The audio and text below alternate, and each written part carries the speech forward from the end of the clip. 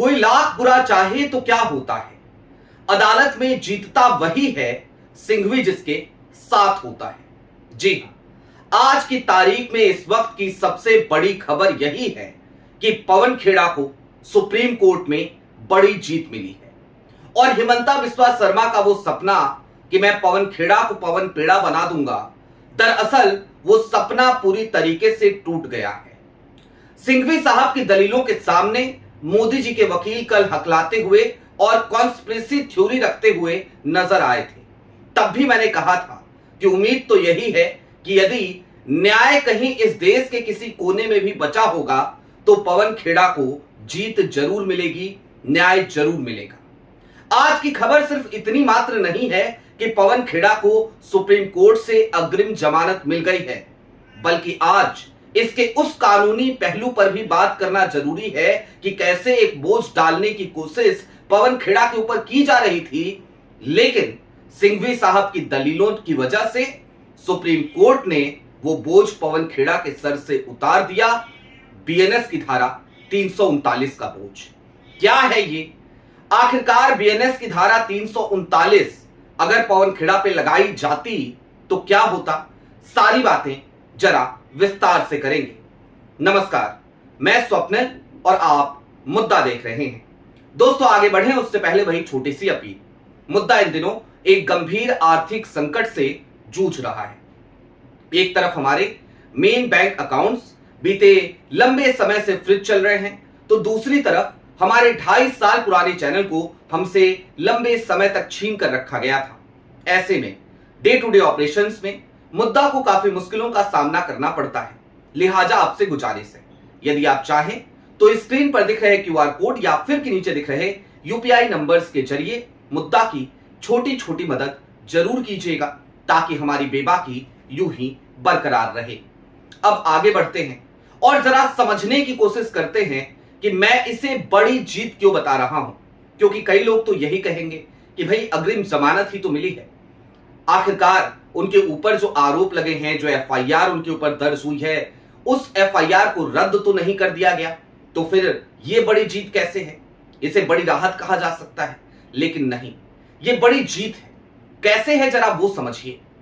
दरअसल पवन खेड़ा के ऊपर बीएनएस की धारा 339 लगाने की कोशिश की जा रही थी और लगाई जा चुकी थी।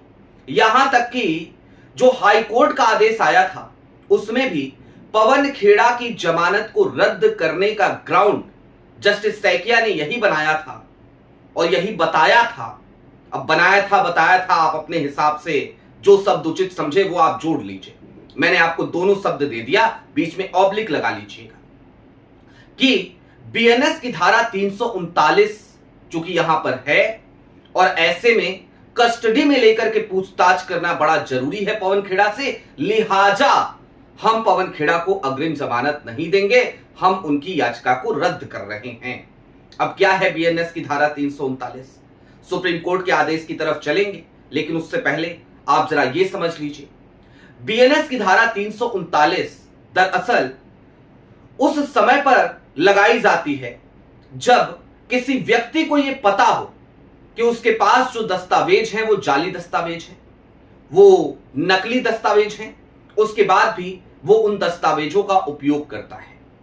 हिमंता बिस्वा शर्मा की पुलिस ने रिंकी भुइया शर्मा के एप्लीकेशन के आधार पर धारा 339 लगाई थी बीएनएस की पवन खेड़ा के ऊपर। यानी कि पवन खेड़ा को पता था कि वो दस्तावेज फर्जी हैं, उसके बावजूद पवन खेड़ा ने कपट किया, पवन खेड़ा ने झूठ बोला, पवन खेड़ा ने जानबूझ करके कॉन्शियस होकर उसका इस्तेमाल किया रिंकी भुइया शर्मा को बदनाम करने के लिए। लेकिन सुप्रीम कोर्ट में सिंघवी साहब ने जब अपनी दलीलें रखी तो उन्होंने क्या कहा वो मैं आपको कल बता चुका हूं। आपकी स्क्रीन पर ऑर्डर की कॉपी है और ऑर्डर की कॉपी में सीधे तौर पर 27वें पॉइंट में सुप्रीम कोर्ट कह रहा है कि दरअसल ये जो धारा 339 है ना, इसका बर्डन पवन खेड़ा के ऊपर डालना, जैसा कि हाई कोर्ट ने डाला, वो एप्रोप्रिएट नहीं है, ठीक नहीं है। लिहाजा हम पवन खेड़ा को कुछ शर्तों के साथ जमानत दे रहे हैं। और वो शर्तें क्या हैं?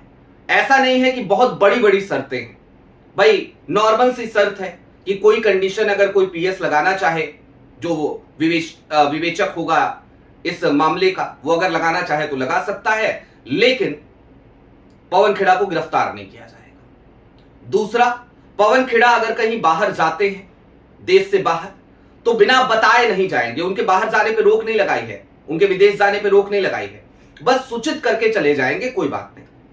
तीसरा, पवन खेड़ा को लेकर के एक शर्त यह भी है, उसमें जो नॉर्मल सी बात है होती ही होती है कि आप जांच में पुलिस का सहयोग करेंगे। यही सामान्य सी शर्तें हैं और इन्हीं शर्तों के आधार पर पवन खेड़ा को अग्रिम जमानत मिल गई है और बीएनएस की धारा 339 का बोझ उनके ऊपर से हट गया है। अब दोस्तों, ये जो बीएनएस की धारा 339 है, जिसका मैं बार बार जिक्र कर रहा हूं, बार बार जोर दे रहा हूं, जरा ये समझिए, अगर ये लगा होता तो क्या होता, तो फिर ये मामला केवल मानहानि का मामला नहीं होता, फिर ये मामला सीधे तौर पर एक कॉन्स्पिरेसी गढ़ने का मामला होता।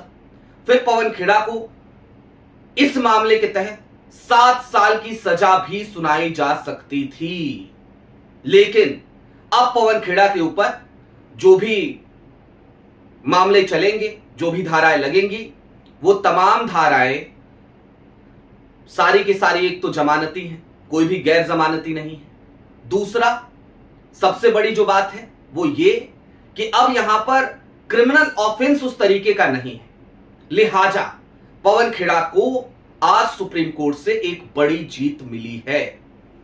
अब दोस्तों कुछ और बातें जरा, लेकिन चलते चलते समझना जरूरी है इस पूरे मामले में।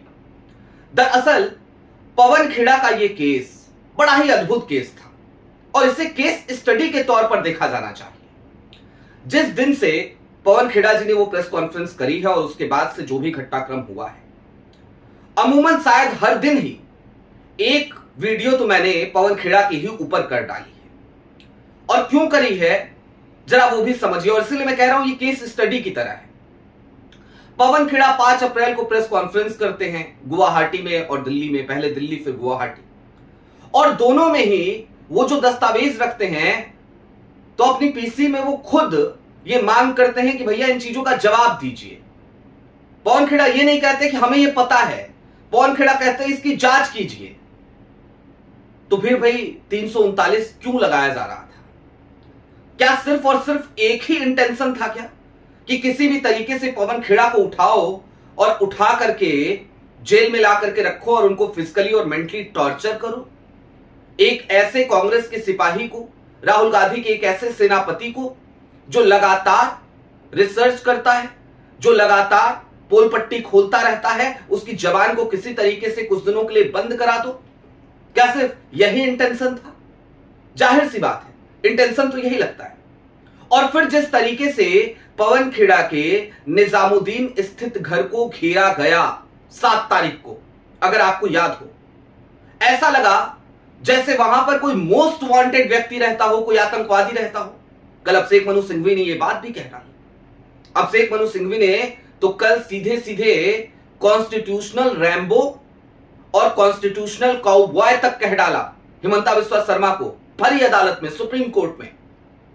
और तुषार मेहता कल क्या कह रहे थे पता है आपको? क्या दलीलें थी उनकी? बेसिर पैर की दलीलें। दलील ये कि कुछ विदेशी ताकतें शायद असम के इलेक्शन को प्रभावित करना चाहती थी, तो हम ये जानना चाहते हैं, इसलिए पवन खेड़ा को कस्टडी में लेकर के पूछताछ करना जरूरी है। उसी तरीके के आरोप, डीप स्टेट काम कर रहा है, ये सब लोग विदेशी एजेंट हैं, कोई चीन का है, कोई कहीं का है, कोई कहीं का है, जो इनके चेले चपाटे व्हाट्सएप पे ज्ञान बांटते हैं, वही व्हाट्सएप वाला ज्ञान कल तुषार मेहता सुप्रीम कोर्ट में जस्टिस जेके महेश्वरी और जस्टिस एस चंदुलकर साहब के सामने वही ज्ञान बांट रहे थे। लेकिन दूसरी तरफ अभिषेक मनु सिंघवी वो गुरबख्श सिब्बिया का केस और इस तरीके के एक और केस का जिक्र कर रहे थे, उनका हवाला दे रहे थे, और उसके साथ ही साथ हिमंता बिस्वा शर्मा की वो गलतियां दरअसल यहां पे बहुत ज्यादा भारी पड़ी है हिमंता बिस्वा शर्मा, और वही मेन ग्राउंड बना है, ये भी समझिएगा। क्योंकि हिमंता बिस्वा शर्मा अपनी बौखलाहट में 5 तारीख की उस पीसी के बाद पवन खेड़ा को पवन पेड़ा बना दूंगा, पवन खेड़ा को पे.लू.गा, मैं जैसे ही मुख्यमंत्री की कुर्सी पे बैठा तो उसके बाद से जो कमिश्नर है, जो डीजीपी है, वो मेरी फायरिंग लाइन में होगा। इस तरीके के जो तमाम बयान दिए ना, ये तमाम बयान हिमंता बिस्वा शर्मा के केस को कमजोर करते हुए नजर आए, असम पुलिस के केस को कमजोर करते हुए नजर आए। और जाहिर सी बात है, इसीलिए कहते हैं कि भाई इतना बड़बोलापन नहीं होना चाहिए राजनीति में, और इस तरीके की भाषा कहीं से कहीं तक नहीं होनी चाहिए। इन तमाम चीजों का संज्ञान सुप्रीम कोर्ट ने जस्टिस जेके महेश्वरी और जस्टिस एस चंदुलकर ने खुद लिया है। अब दोस्तों चलते चलते एक बात समझिए, वो कहते हैं ना कि देर है लेकिन अंधेर नहीं ऊपर वाले के घर में। तो आज कई बार ऐसा होता है ना, हम लोग कहते हैं, कल भी मैंने आप लोगों के सामने जब पवन खेड़ा के इस केस पर फैसला सुरक्षित रखा गया तो वीडियो करी, तो आप में से कई लोगों ने कहा कि भाई फैसला सुरक्षित रखा है, इसका मतलब है कि जमानत नहीं मिलेगी। आशंका हमें भी थी थोड़ी बहुत, लेकिन फिर भी मैं उन दलीलों को लेकर के कल बार बार ये कह रहा था कि जो दलीलें रखी गई हैं, अगर न्याय कहीं देश के किसी कोने में बचा होगा तो मिल जाएगा, और आज वही हुआ। तो उम्मीद की किरण जब टूटने लगती है तभी कभी कभी लगता है कि नहीं यार, कहीं ना कहीं थोड़ी बहुत उम्मीद तो बची हुई है। और अगर सिर्फ अग्रिम जमानत मिली होती तो शायद मैं ये बातें नहीं कह रहा होता। बीएनएस की धारा 339, उसके ऊपर सुप्रीम कोर्ट की टिप्पणी, और साथ ही साथ हाई कोर्ट ने जो कुछ भी कहा था उसका संज्ञान लेते हुए उसका करेक्शन, ये बड़ी जीत है पवन खेड़ा की, और ये न्याय की बड़ी जीत है। सुप्रीम कोर्ट ने आज जो न्याय किया है ना, वो सिर्फ अग्रिम जमानत देकर नहीं, बल्कि ये धारा बीएनएस की धारा 339 को हटाकर, ये निश्चित तौर पर एक बड़ी जीत है, ये न्याय की जीत है। और इसके लिए सुप्रीम कोर्ट के जस्टिस जेके महेश्वरी, जस्टिस एस चंदुलकर दोनों बधाई के पात्र हैं। हालांकि इससे पहले भी सनद रहे, याद रहे, ये मामला इससे पहले भी इन्हीं लोगों ने सुना था। तेलंगाना हाई कोर्ट के ट्रांजिट रिमांड को रद्द भी इन्हीं लोगों ने किया था, लेकिन उस वक्त पे पवन खेड़ा की तरफ से जब दलीलें रखी गई थी तो उसमें हिमंता बिस्वा शर्मा के उन तमाम बयानों का जिक्र नहीं था, और वो सिर्फ और सिर्फ एक बचाव की प्रक्रिया थी। खैर, अब पवन खेड़ा निश्चित तौर पर, जिनका व्हाट्सएप अभी तक स्विच ऑफ आ रहा था, जाहिर सी बात है हिमंता बिस्वा शर्मा जिस तरीके से हाथ पैर धो करके पीछे पड़े हैं, अगर पवन खेड़ा की लोकेशन डिस्क्लोज हो गई होती तो पवन खेड़ा को अब तक असम की पुलिस गिरफ्तार कर चुकी होती। लेकिन अब असम की पुलिस चाहे तो भी उन्हें गिरफ्तार नहीं कर सकेगी। पवन खेड़ा अब फिलहाल आज किसी भी वक्त आपके सामने आ सकते हैं। उनका व्हाट्सएप हालांकि अभी भी स्विच ऑफ है, व्हाट्सएप अभी भी ऑन नहीं है। जो भी बातचीत होगी मेरी खेड़ा साहब से अगर होती है मैं आपको जरूर बताऊंगा। आपकी क्या राय है वो हमें कमेंट बॉक्स में जरूर बताइएगा। अभी के लिए दीजिए इजाजत। चलते चलते फिर वही अपील, चैनल पे नए हो तो सब्सक्राइब करते हुए जाइएगा, सक्षम हो तो छोटी छोटी मदद मुद्दा की जरूर कीजिएगा, ताकि हमारी बेबाकी यूं ही बरकरार रहे। बहुत शुक्रिया।